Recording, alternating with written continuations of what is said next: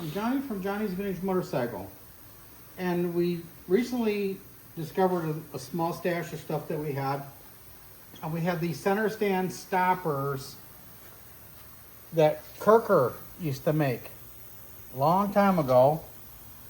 And what you do is, this is the bracket right here, you put it on the center stand bolt, then the center stand goes into it and it keeps it from hitting the chain, because usually the chain will take this out. So this stops that from happening.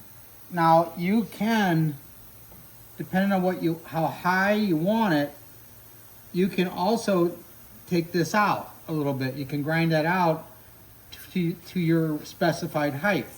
So if you don't like it right here, you can always grind that out, make it go a little bit higher.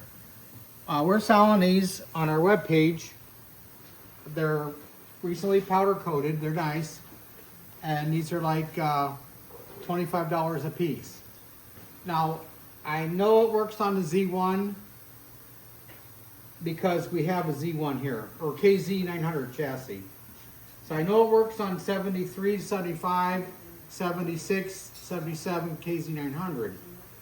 I've never tried it on anything else. But if you have this setup, I don't see why it wouldn't work. Okay, well, thanks for looking.